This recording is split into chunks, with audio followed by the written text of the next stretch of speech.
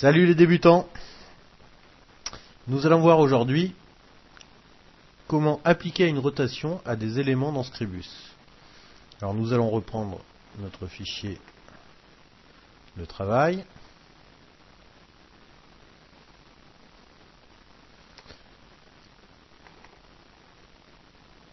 Voilà. Donc la présentation est en forme mais reste très classique.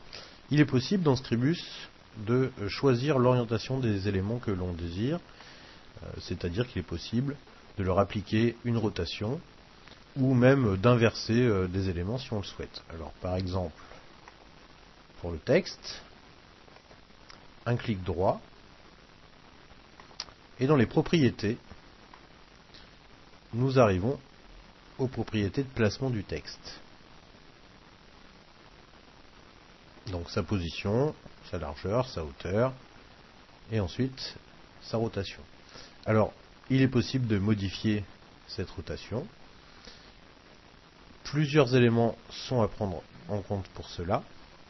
Le point de référence, c'est-à-dire l'axe autour duquel va se faire cette rotation. Et l'angle de rotation. Alors, par exemple, pour ce texte, nous allons décider qu'il tournera à partir de l'axe central. Donc, je clique sur le centre et j'applique ma rotation. Et comme on le voit, le texte s'oriente en fonction de l'angle défini.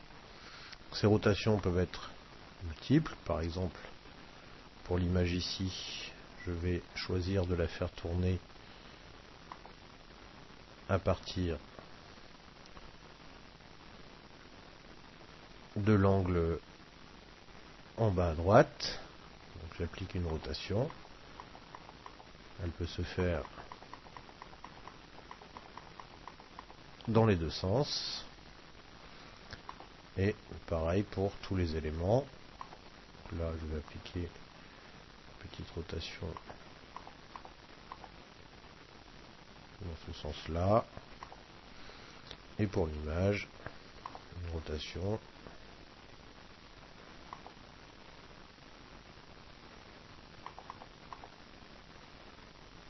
on va le faire dans l'autre sens. Plutôt partir d'ici.